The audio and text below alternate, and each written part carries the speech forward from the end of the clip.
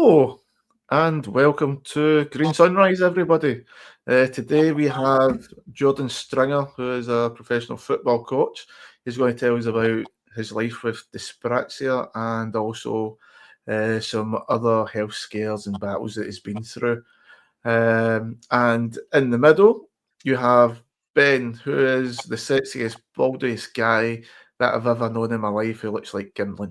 Hey, Gimli. Hey, there we go.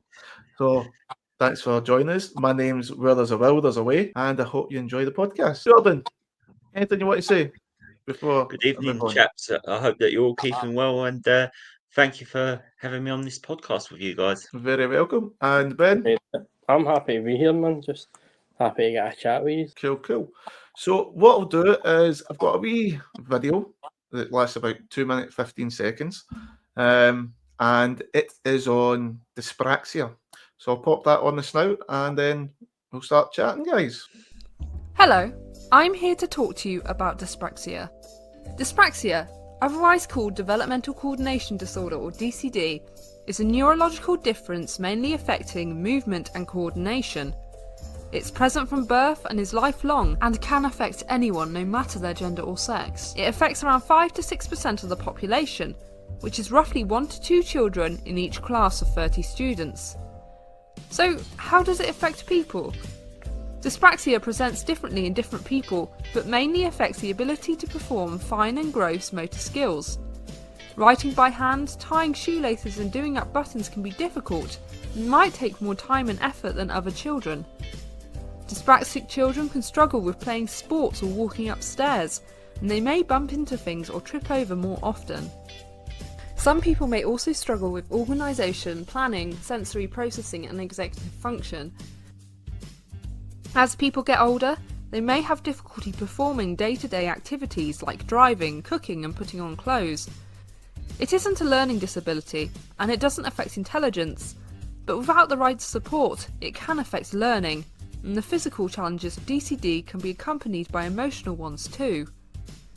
Sadly, dyspraxia can still go unrecognised in education and healthcare settings. Without recognition, dyspraxic people can be mocked or misunderstood by their peers, or be told that they need to work harder. This can be frustrating and make them sad. However, dyspraxic people can be smart, hard-working, creative and determined. With some understanding from those around them, they can really flourish, and a little extra support can go a long way. If more people are able to understand what dyspraxia is, we can ensure that people will receive the right support if and when they need it. Together, we can create a happier and healthier environment which is better for everyone.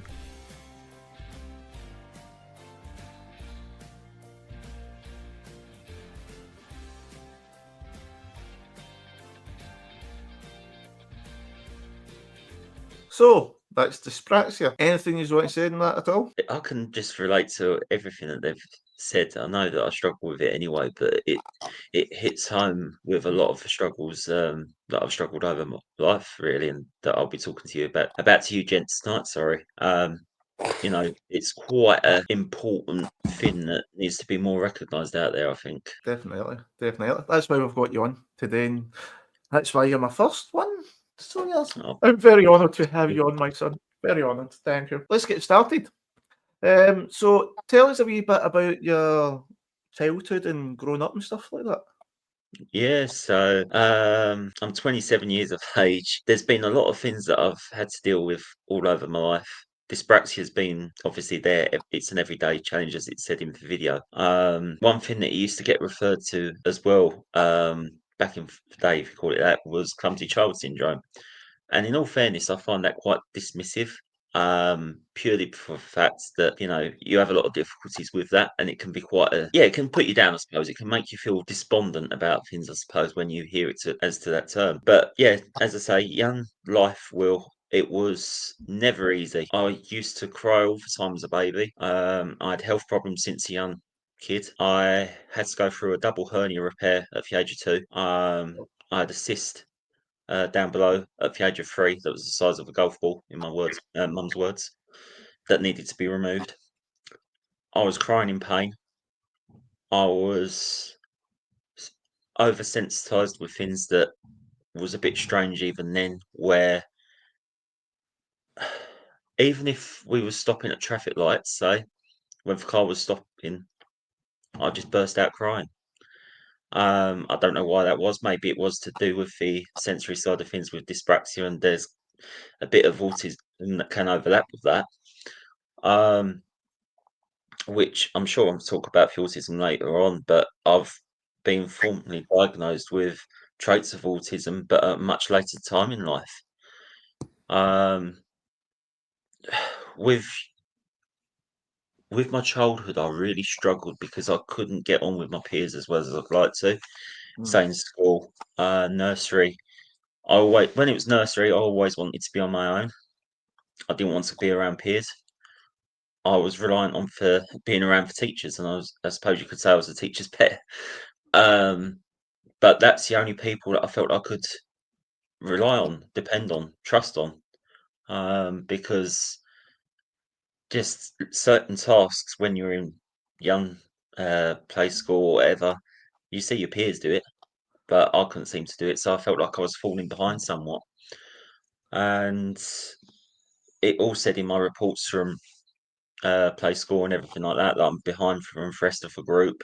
I need to try and keep up with everybody else. I had speech and language at a very young age because I was delayed with my talking. I was very delayed with my walking, which comes with the coordination elements of dyspraxia. So, yeah, it was obviously I can't remember too much, but this is what my mum's told me.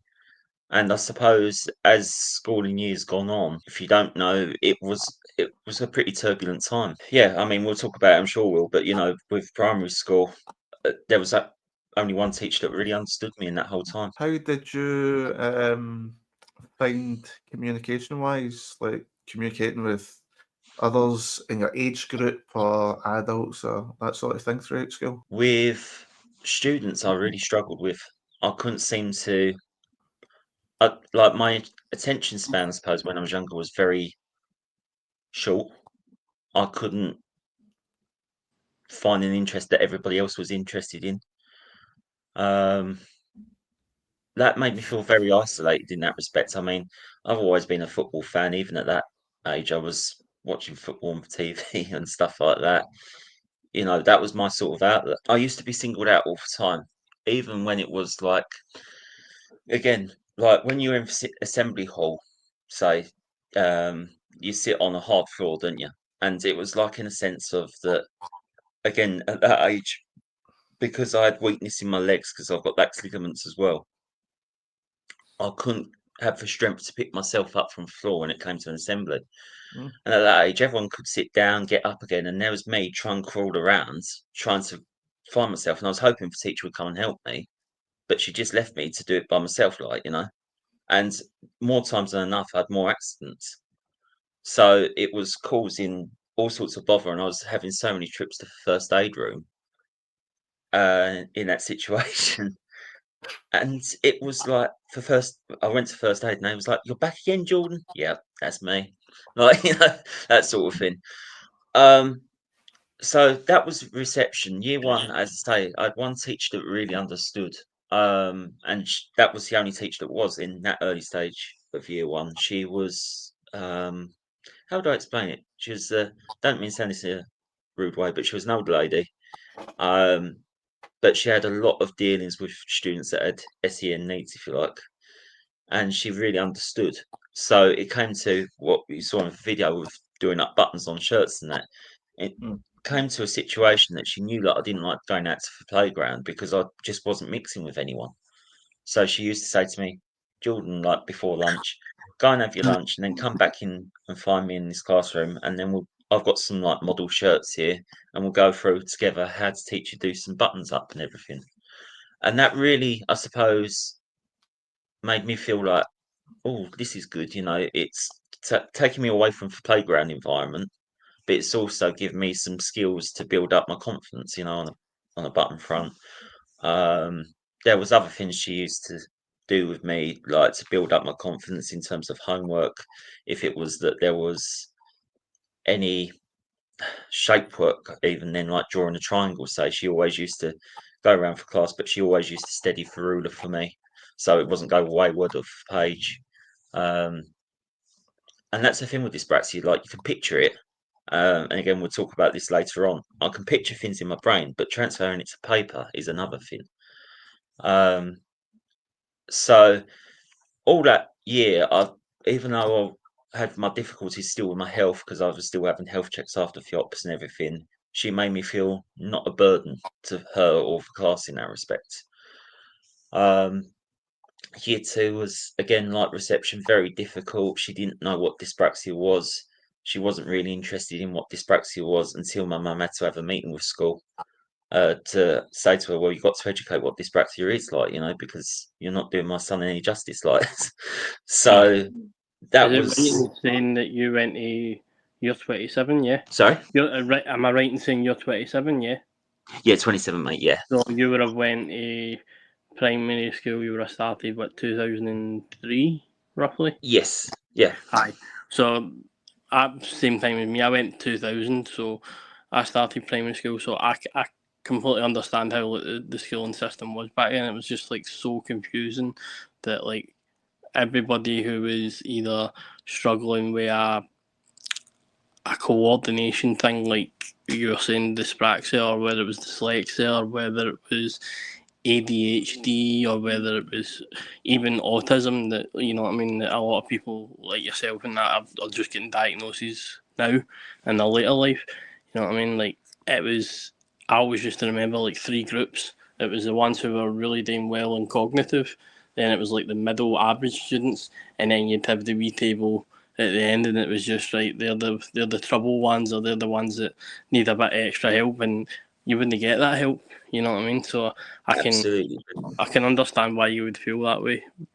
Yeah. That generation of education, teaching and stuff. Sorry for interrupting. I just wanted to make a kind of point of the time of education that you were receiving. You know what I mean, and how kind of little, knowledge they were showing on dyspraxia and stuff like that. Because nobody had clues back then. It was just, this person's this way or this person's that way, but there was no actual explanation as to why. You know what I mean? Absolutely. I think this is it, though, Ben, is it gets... Many people leave it undiagnosed for so many years as well. So, I suppose that's a ploy answer as well, even whatever your age you are and you feel that you have problems with coordination elements, go and get it checked out if you can. What about bullying? How did you deal with that? I used to be picked on a lot for that. Before I get on to bullying, one thing that will make you laugh with, though, there was a teacher that I used to have in year 4 because I couldn't pronounce names very properly. So her name was Mrs. McWarner, but I used to pronounce her Mrs. Marijuana. So, that was, that was pretty much that. But yeah, with the bullying situation, I felt that with my peers, obviously, because my peers wasn't picking up with me in a sense that they had all their friendship groups. And if I was in the younger age group, older kids would come over and pick on me. There was an incident in senior school even, which there was one time I remember kids coming up to me and they come around me like that and they wasn't letting go. But I come home and I said to Mum, it's like the kids are giving me a hug, because I didn't realise that it was bullying at the time. And she said, Jordan, they wasn't hugging you. They was going to punch you and everything like that, So she had to bring that up to senior school level. But in terms of primary school, there was this one instance that I had in year 6 that was very, very difficult. And it was the most hardest.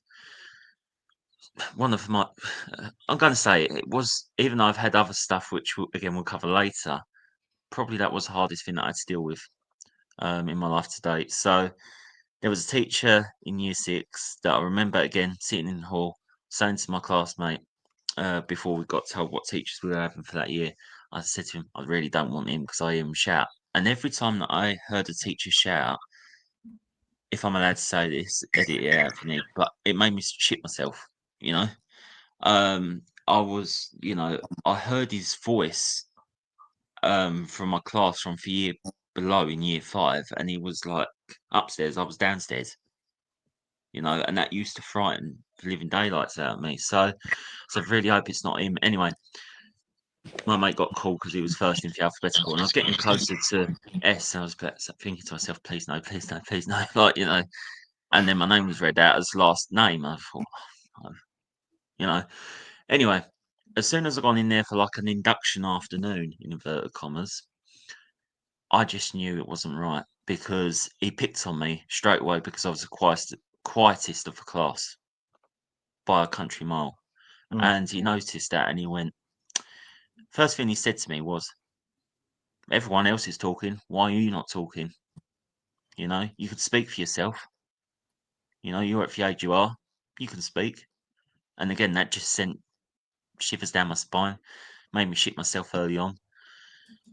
And it came to that the year started, and again, from that first day, and as I've explained it to anyone, walking through them school gates in that year was like going to prison, because there was like big iron gates that you had to walk through, and it was like a walk of shame in that respect. I was always late because I didn't want to be in his class, but I had no choice. I had to be. There was a case where I struggled with my art homework, and it was, again, guiding pencil, doing the right bit. Everyone else could do it, but I just couldn't grasp it. And I was doing it with hours and hours with my mum before it was due in. I still couldn't do it for love nor money. Anyway, mum wrote in a letter on my behalf just saying, you're aware that Jordan's got dyspraxia. He'll struggle with this. He's gave it a go, but he can't do any more. And he looks at that letter and he went, ha! Like that. And he started reading the letter out in front of the class. And he went, Jordan's pulling mummy by the apron strings, everyone. He can't do this homework. How pathetic. And again, with that adult, I was thinking, but then I just burst into tears. He said, see, he's even crying. How pathetic is that? Starting senior school next year, and he's crying because I can't give out a bit of criticism. And it just it made me really upset. And then he got the letter, he scrunched it up, and then threw it in the bin. He said, right, go and force you to do this, and I'm going to make you stay until you do it. Everyone else can go out to have play time, but you're staying in. So there was that instance. Another time, it was rounders in PE, and the ball was hit. It's coming towards my direction. I thought, I'm going to catch this, and I was really happy with myself. I was getting myself in the right position and everything, and I went it like that, as you do. It just brushed past my hands, and he went, well done, everyone. Well done, Jordan. You can really catch a ball, can't you? And I went, stayed silent. He said, how pathetic is that? You can't even catch a ball. Everyone else can, but you can't. So again, that set me backwards, sent me into tears again.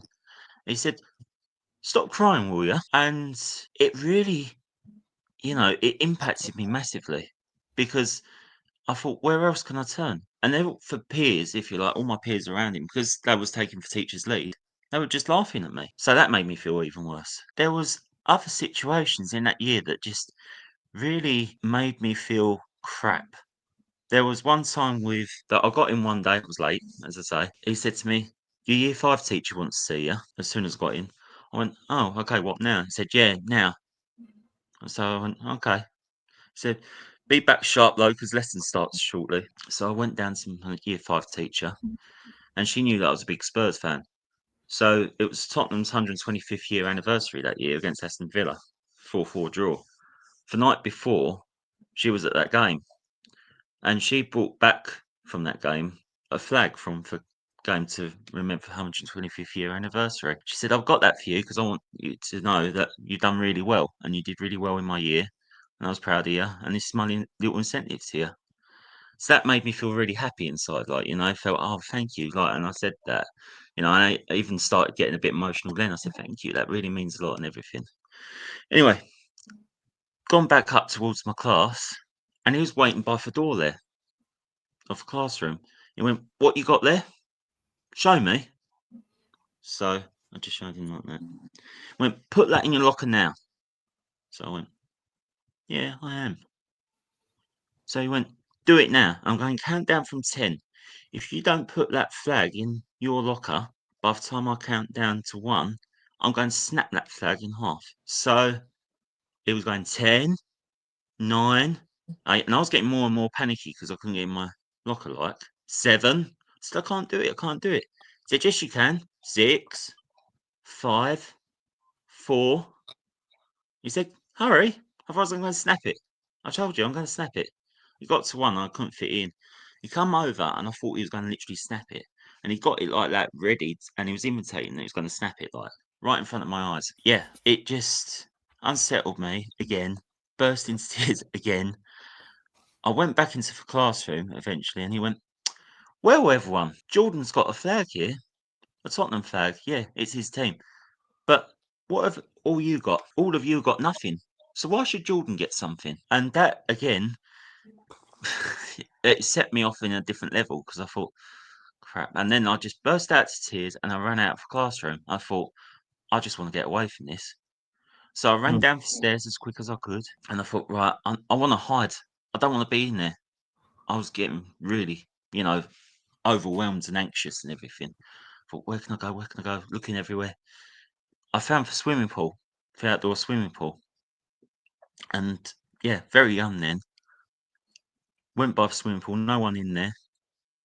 And I just went and put my head in the water. And the tutor come running out from where she was cleaning the changing room. She went, Jordan, she shook me. She went, Jordan, what's up? She literally shook me. And she said, Jordan, what's up? And I couldn't say anything because I felt that if I was to grass him up, that would make things worse.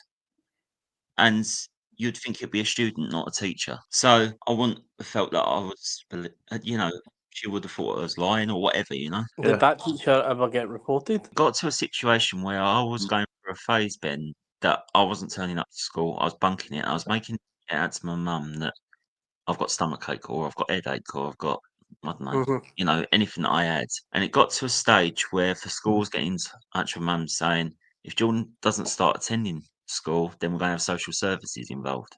No, you don't want And that. in the end, yeah, exactly. And in the end, mum was pressing me saying, Jordan, you need to go in. But she didn't know that all this was going on. So I've gone back to school for a little bit to enjoy all that again, whatever was going on then. And it came to a situation that I think it just was another real, that was it. It was to do with a PE kit. There was lads and the class were doing football in their PE lesson. And yeah, I struggled playing football. There was something missing from our PE kit. And someone else had something missing from their PE kit. So he said to other student, right, find something in there, that'd be fine. And he said to me, he went, Jordan, you're missing out because you didn't bring all your kit. So I felt singled out yet again. And that just made me feel like, that I was looking forward to that. And I was really upset when I came home. And mum said, Jordan, what's up? Talk to me. And I didn't say anything. She said, Jordan, talk to me. You need to talk to me. What's going on? So she said, are you being bullied? I went, and she said, right, what student's picking on you? Who's bullying you? I didn't say anything. And then she said, is it such and such that's bullied you in the past? Is it, no, mum. And then it just came out. It's my teacher. And then obviously all hell broke loose on that front. And she took it up with the school. She had a meeting with the head, and the head went, I don't believe the teacher can do that. Why would he do that? And mum said, well, this is what Jordan's told me. My son's not a liar, I know he's telling me what he's had to endure, and I know he's not been right because I was going through a phase where when I was in school, I was taking packed lunches, but I bring them back full again. Or I used to hide my packed lunches, making out that I eaten them. Or I used to chuck them in the bin, in a sense. So it was all that trauma, all them emotions that I was feeling at the time. And the head teacher said, okay, well, if you really feel like that, Mrs. Stringer, then I'm going to go in for a day and observe. So she went in for that day. And of course, when she was in there, he was nice as pie, weren't he? Of course he was. And it was like, what can I do for you, Jordan? And I thought, a bit strange, after all the experience that I've endured. But I was receptive to that help because I was thinking, oh well, he's helping me now, like, you know, because I suppose you sort of believe in that, you know what I mean, at that age. And yeah, so it came back after that day, and she reported back to my mum and said, "Teacher's absolutely fine with Jordan. Don't know what the issue is." And mum said, "Nah, I'm not having this. Can I have Jordan move to a different class, please?" Nope. And it came in the sense, I don't know what happened between mum and the school then, but I was late. This was told to me later in life. I was put a teaching assistant was put in for class, so there was another adult there to help with any support or whatever. And she was there to help me with anything that I needed and everything. But I do remember one time, gents, and I remember that one time, and it was again that I was struggling with a bit of work, and I asked for help, and he was nearby, and he went, "Jordan can do that for himself. You don't need to mollycoddle him. You don't need to do it all for him and everything like that." With that teaching assistant, and she went, "He does need that help." And he went, "Don't chat back to me like that, otherwise you're out that door." And he said that to the teaching assistant. Wow, man, what a knob. So in the end, I can't remember words to that effect, but she might have said "stuff you," and then she just walked out. But then obviously that made things worse again. And then she walks out, but then he come on to me again. He said, "Right, off you go, Jordan. I'm not going to help you. You can do it yourself." Oh, fuck's sake. Wow. So were you like ever able to achieve anything meaningful in your educational career, or was it kind of traumatized based on those kind of experiences that you felt singled out and all the rest of it due to the fact that you had those coordination issues and kind of all the kind of things that came with it? You know what I mean? Sometimes the lack of focus and stuff like that. Yeah, I think this is it, Ben. That's a good question. In senior school, I was after that experience in year 6, I was dreading it more because I thought, well, it's adult school, you know, they might not be as supportive, etc. That was my fear. But in all truthfulness, that was the complete opposite. As soon as mum put in everything that she needed to and everything on my behalf, and that they supported me and gone over and beyond, really, you know, they was exceptional. In year 7, I suppose, because I was still having stomach issues and everything like that, and feeling sick and headaches and everything. I remember that this is what a therapist has told me again since then, when I've had counselling. He went, "You might not have felt that, you might have said that you've got stomach aches, and people might have felt, well, you're not really, because you're not showing it or whatever, but actually inside you are, because you're so traumatized from that year. So it's coming out as a reaction in another way." And that put me on a different perspective of things.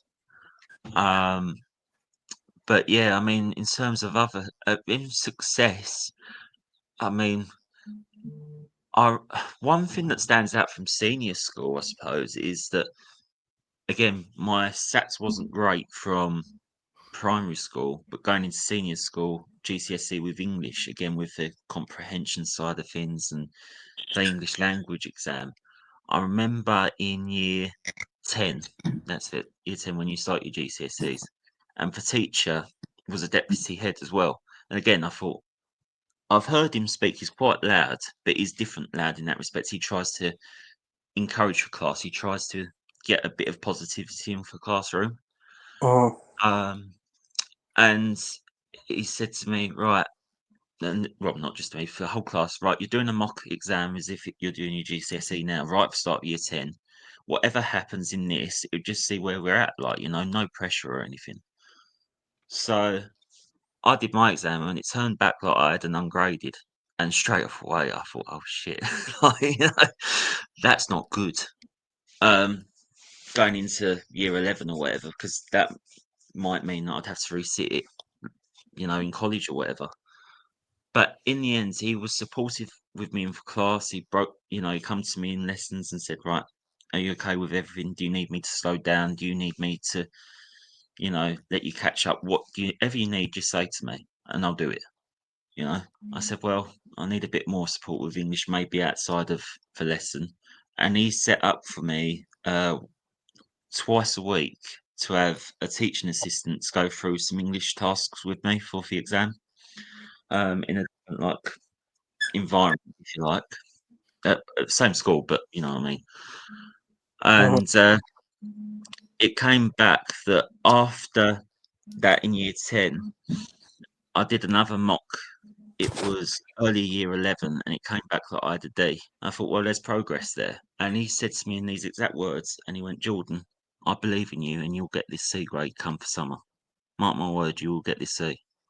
I said, I'm not sure. I was sort of self-doubting myself. He said, Jordan, you will. You've put the work in. Believe in yourself, okay? And it came back that I did that exam in for summer, and yeah, I got a C grade. Congratulations. So in a short time frame, I was very thankful for that, you know. But he was trying to make things easier for me. I remember we did an exam, a mock exam, if you like, where we had proper invigilators in. And what he used to say to me is, when you're doing a question, highlight key points of a question so you're breaking it down, so you know to get the best out of marks, etc., or you know, underline keywords or whatever. So I was doing that in a mock once, and lo and behold, the invigilator picked that up, and she said, "Can't do that. Why not? Because that's what I've been brought into my way of thinking. Well, if you're doing that, it's an unfair advantage. You know, it's not fair with other students." You know, so again, I had it in another corner, like someone else is saying to me, "You can't do that." But if that's my way of learning, you know what I mean, and made it easier. That's crazy. So there was that. We'll speak about other health things that happened in that senior school in a moment. Another thing that I found really, really difficult and demoralising education was maths exams, because there was like either for higher or foundation paper, which I was put on for foundation for a better chance to get a C. But it came with that I was getting all the number and statistics side right. I was getting all the algebra side things and everything like that fine. But it came to the shape and space bit where you had to do like right angles or draw other bits and pieces that was required, and that always let me down. It came that I did my senior school, did my exams, I got a D, but I missed out by 3 marks because they upped for grades then, so that was demoralising. I can totally relate to the whole teacher bullying you situation. I got bullied off one of my teachers when I was in primary, and it was just absolute hellish. The last thing you want to do is go into school when you go in that situation, and the fact you got support, that was actually something I was going to ask you. You got really good support from what it sounds like of other teachers as you went into probably higher school, and then going through that process. Well, I'll That's tell good. you another thing with that, Will. The difference is that them teachers at infant school wasn't interested in dyspraxia, but when it came to, say, that English teacher, he wasn't fully aware of what it fully entailed. But he said to my mum when they had a meeting, like in parents' evening, he went, I might not be fully aware of it, but if you can give me a bit of a summary in a letter, then I know what to look out for. But then if I can do some training about it in the meantime behind the scenes, then I'm more than happy to do that. But that's What a difference. That's what real educators should do, though. They should be educating themselves on the needs of their students. Because if you've got, you know what I mean, 10 students that are all educated at a mid-level or a higher, but then you've got your other 10 students who have got, one's got dyspraxia, one's got dyslexia, one's got numeracy problems, one's got autism, one's got ADHD, and you know what I mean? If they're able to understand the markers and the symptoms or the ways that each of them they and then add into their personality as well and understand their personalities, that's a golden teacher. That's a teacher who needs to be on like 50, 60, 70 grand a year, because they're worth that, you know what I mean? The taxpayers worth paying them that, you know what I mean? Because at the end of the day, that makes you as a future parent go, you know what, they're the type of people I want teaching my son or daughter, because they're going to get the right amount of respect, love, and you know what I mean, they're going to get looked after when I'm not there to look after them. When I'm doing my 9 to 5 and I put them into the education system, I'm getting results for this. You know what I mean? They're going to be looked after. Absolutely, yeah. I mean, this is the thing, though, is even with that C grade, I mean, he went away on his summer holidays to Spain because he used to say to us in class, "Oh, I'm looking forward to my Spain summer holidays in Villa." But when it came to results day, he literally flew in at 8 o'clock that morning, and by 11, half 11, maybe midday, when the results were ready to be open and that, he was there and he come over to celebrate with me, saying that I passed. You know, Mhm. and These for are, teachers like that, you always be forever grateful for. You know. I was the same. Like, see with teachers like me, and I think, well, you know what I mean. He can relate to this as well. But any shit teachers I had, I would always sit at the back of the class. Any good teachers I had, I'd be near the front. You know what Yeah. I mean? And that's just the difference. You know what I mean? The good teachers, you're willing to run through walls for. You know what I mean? And you're willing to go the extra mile for. But bad teachers, you're just like, you're instantly switched off, and that's anybody. It doesn't mean whatever condition you're dealing with. It's just anybody in general. If you're not going to put the same amount of enthusiasm into your work and your work ethic to students, to how you meant to get them excited about the subject that you're teaching. You know what I mean? No. Absolutely. So, Yeah. It's got to uh, rub off, hasn't it? aye, I always say that. You know what I mean? In every profession, there's always good and bad people. You know what I mean? And unfortunately, not enough of the bad people in a lot of different professions don't get weaned out quick enough. You know what I mean? Mm. And they end up making a career of being terrible at their jobs. You know what I mean? Yeah. And No. unfortunately, Absolutely. That. don't lose them quick enough. You know what I mean? I think this is it, though. Is it even in college when I had to resit my maths? There was 4 times I had to go through resitting it every time, but it was that same unit. And in the end, it was just doing me in mentally with my mental health that I just couldn't pass it because of that one thing. And again, this is where it was awkward in college because I would say college again was probably best years in my life for sports side of things and for tourism side of things that Mm, I was taught. But when it came to for maths, it caused such a divide within for college because my personal tutor was saying like putting through filters and systems saying Jordan can't go through this anymore. It's just doing him in mentally, you know, and he needs to come away from that. He's done everything he can. He's tried enough times. He's having all the time behind the scenes to have extra support and everything like that, an hour a week or whatever. And he's not getting any further because of this one element. And for college, actually, we're in a sense with the maths situation because I, like my personal tutor and other people within college at the time, agreed that I stay away from them lessons.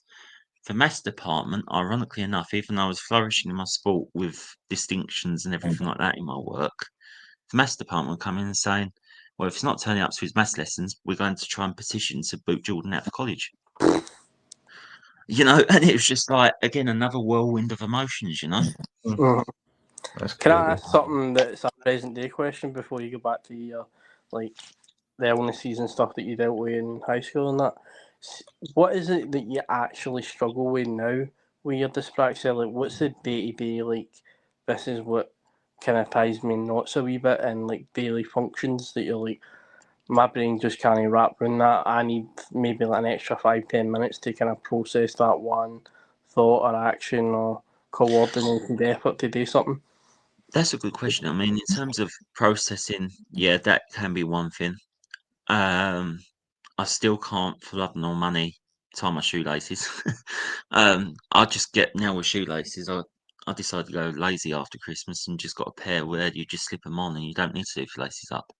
You know, Yeah. I'm glad that in that respect that there is shoes out there for that.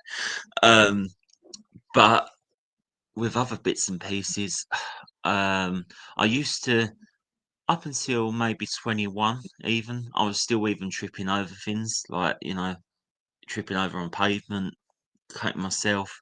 That's eased over for recent years, I have to admit. Um, but even I suppose when you cut and grade yourself out on the street and that everyone looks at you, sorry, thinking that I'm drunk, like, you know. Mm-hmm. Um, and again, that's quite a, you know, someone come to me once and said, "Oh, you've had a few too many to drink," not in a banter way or anything. And they said, "You shouldn't be drinking that much at your age." And I was like, "I've not even had a drink," you know. I wish, but that was it in one sense. And another thing that I've had to deal with that's been a bit difficult is again that's why again we'll come on to it with football, I'm sure. But I've found it hard getting into employment opportunities one time there was Tesco that I went for an interview and gone through all the different bits and pieces with them, and I had to mention dyspraxia in there because in case of dropping things or anything like that because of their load and making them aware. And I got told they wouldn't take me on because I would be too clumsy in case I dropped anything, any goods, then I wouldn't be any good for the company because I would just be cleaning more than anything. So they didn't take me on. Yeah, it was very awkward, you know.